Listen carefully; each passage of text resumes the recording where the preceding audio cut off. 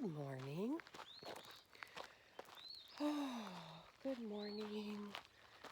Good morning. I am up. That's the moon. That's an apple. That's the sunrise. This is Tamara. Can't tell because it's dark. It's 5:30 in the morning. 5:30 in the morning because we're capturing this today.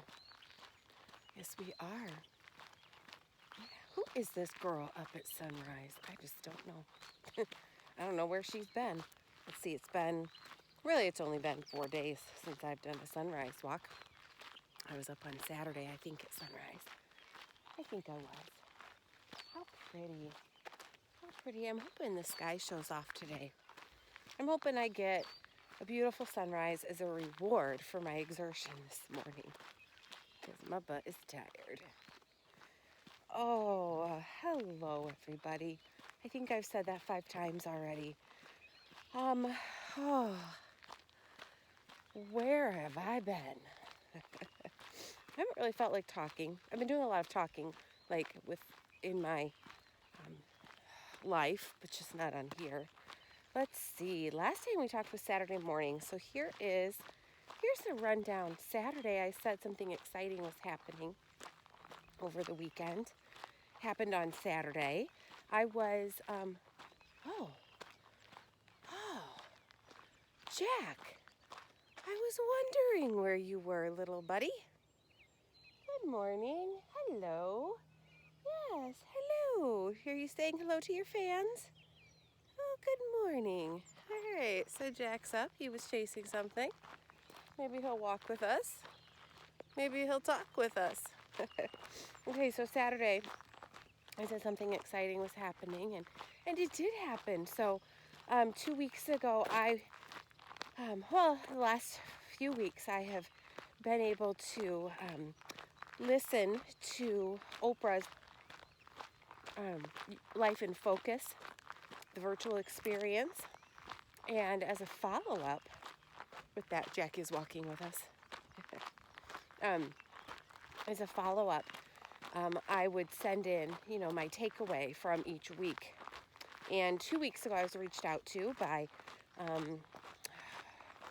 I think a research team, basically.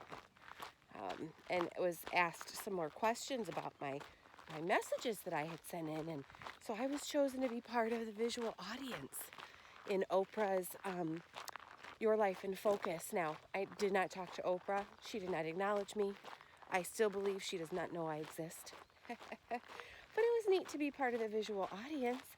Some of you who may be watching this caught a screenshot of me in the gallery. So, that was something. It was something. I hear a car, but it's not close. So,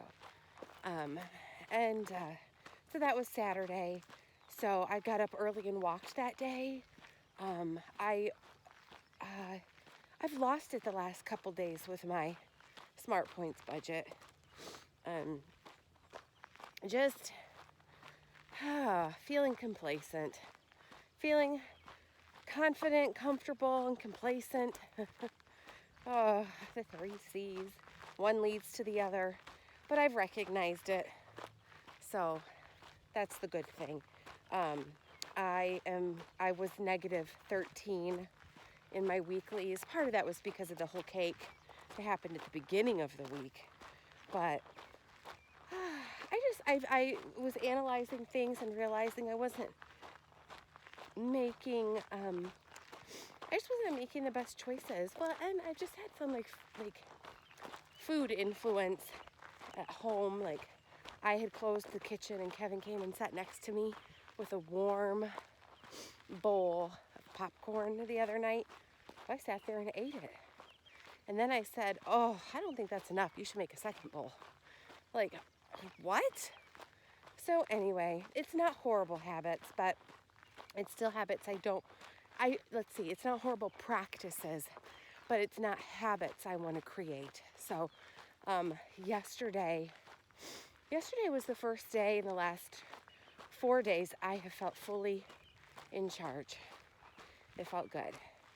It felt really good. But let's see, so that was Saturday. I don't remember really everything that happened Saturday. Oh, I know what happened Sunday. We had worship services, and we had a visiting speaker, and we decided that typically we would take that person out to lunch when they would visit our congregation.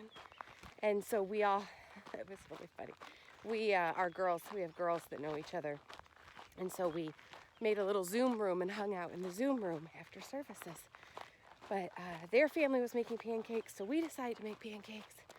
And I usually only make enough pancakes for myself with the Kodiak mix, and I make regular for my family. So I use the Kodiak mix, but I made a whole cup thinking I would pre-make pancakes. And hello, you can see me now. That I would pre-make pancakes. Okay, I gotta switch hands. My bananas aren't ripe, so I had to eat an apple this morning. Okay, so I made pancakes, but I made a whole cup of pancakes, which, I ate all of them. Do you know a cup of Kodiak is 10 smart points? And then I had 2 turkey sausage patties. I think I'd already had breakfast. It just started a thing. And I don't know, it's just been a rough couple days. And you know what? I didn't want to weigh and measure my sour cream. I didn't. And I didn't want to weigh the taco beef mixture I put on my tacos. And I didn't want to measure the oil I put my toasted corn tortillas in. And, just a lot. I just didn't want to. You ever feel that way? You just don't want to do it? You don't want.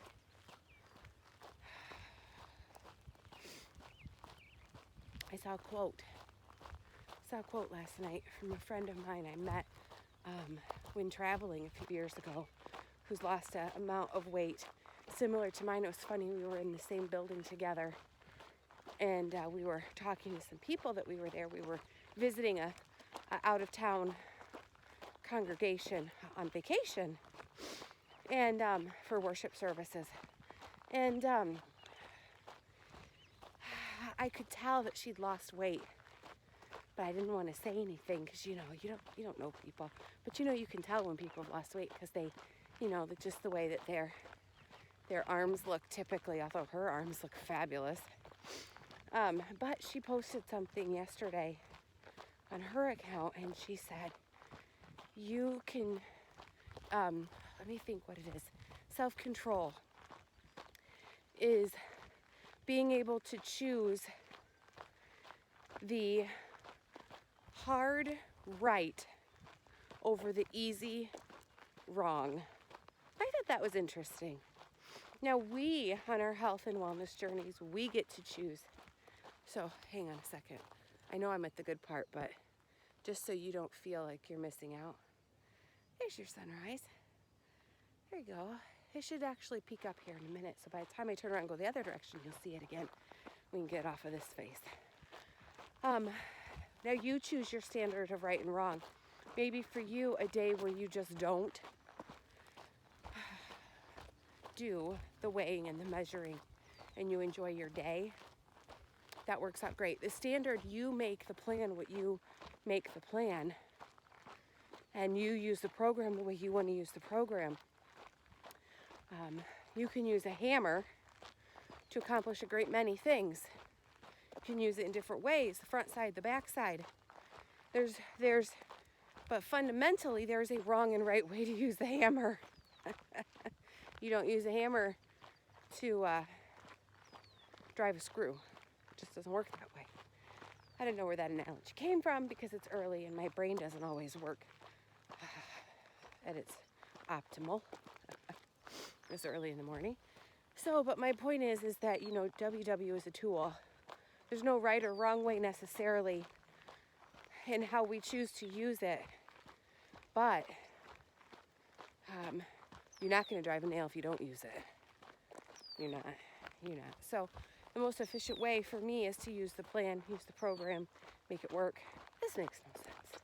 This makes no sense. But the whole quote was, you can choose between the hard right or the easy wrong. And yes, sometimes doing what is the right thing in that moment can be hard. Was it hard when my alarm went off at 5:15? Yes. Is it hard to wake up before my family because I knew it was going to be 89 degrees here today? And about that. And it was either enjoy my walk in solitude, you and me, solitude, or work out inside, which doesn't really give me the same satisfaction and moment with nature and oneness with life and even the ability to record and talk to you, which I wanted to do because I've missed everybody. So I could choose, to me, the right thing to do today, and it changes on a daily basis because I set the standard, is get up and walk at sunrise because my husband's going back to work, which he did yesterday. Now, yesterday I took Zumba. That was fun. If any of you want to join me for the Zumba that I'm taking, send me a message because the instructor has very generously offered to allow you guys to join us while she's on a virtual platform. And you can watch it with me. She's so fun. She's so fun. She's loves culture and throws in a lot of different music into Zumba. It's not your traditional Zumba class. It's very, there's a lot of culture, and it's just as cool. It's really cool. So there's that. So I did that yesterday. I did an arm workout the day before. That was the right thing to do because I hadn't done that in a while. I determined that. Was it hard? Yes, because I hadn't done it in like a month. Shock and awe. Don't want to lose these guns, right? You're probably thinking, girl, eat your apple. You don't want to hear that. You don't want to hear that. But I didn't want to miss that beautiful orangey pink sunrise. So I didn't finish my apple for you. I did it for you. Okay, so today the right thing, the hard right, was to get my butt out of bed. We're gonna turn. And I did that, and I'm happy I did it because now I'm up and I'm gonna be very productive today. I want to spend some time in the pool today with Charlotte. Yes, I want to do that. And so there's going to be a lot of floating, so I got to get some walking now. So that's what I did. I analyzed what I wanted to accomplish today, and I made a plan for getting all the right things done. That's what I'm talking about. So now, if I chose to sleep in, that today may have been the easy wrong. I don't know. I don't love that terminology, the right and wrong, because it assigns morality to our health and wellness choices. But maybe some of us need that. Maybe some of us need those strict boundaries, those words that help us to decide what is right and wrong in our journey. So, like I said, you are the ruler. I didn't say this exactly, but you are the ruler that sets your standard. The ruler, like, or the ruler, like, what you measure your actions with. Don't beat yourself up. You're not a bad person if you look back and you're like, oh, I think I made the wrong choice today. I should have made a different choice. Hello, Jack, again. I think he came home to see if I fed him, and I didn't. Okay, enough on that because I hope it made sense. But the point is sometimes the right thing to do is the hard thing to do. It doesn't mean it's the wrong thing to do. It just means you got to push yourself, okay? So that's what I'm talking about. Now, for those of you who know what's been going on in my life since Saturday afternoon with Jill, Jack's sister. She is not better. This is her 5th day. She came home Saturday with a puncture wound, just one, so we know it's not an animal attack. I believe she had some sort of an accident where she got a little too overconfident in her abilities as an agile cat, and agility was not on her side. I believe she fell. That's what I believe. And then I believe that in her fall, either the puncture wound or the fall injured her sacrum, is what the doctor thinks, the vet. Her sacrum is dislocated, which cannot be manually manipulated. And in doing that, she has lost the use, control of her hind legs. So she has been residing in my bathroom initially, like on the floor, on a blanket, with a potty pad under her, until I realized she does not have control over her bodily functions. Also, because she can't use her hind legs, she drags them behind her, does not realize what she's dragging them through when she has no control over her bodily functions. So you let your imagination be your imagination in that moment, and then imagine what my life's been like since Saturday. In my mind, that's not a humane way to allow a cat to live, and so we're making a hard choice. We're making a hard choice because I have spent, yesterday morning, it's just been a mess, literally. And unfortunately, I have not seen any signs of improvement, actually a slight decline. And I think Jack and Jill will only be Jack in the near future. So it's been hard because it's a hard decision to have to make. I am thankful that we have not had them for a ton of years, that they are fairly new cats to our family. And I say that because emotionally, although we are invested, it's not a life, like a childhood long pet that Charlotte's saying goodbye to. We have also already lost a cat in Charlotte's lifetime, one that Kevin had had for a long time, but lived and crossed over into Charlotte's lifetime, called Meow. And Charlotte still talks about that cat and how she misses her, and she was such a good cat. She died of old age.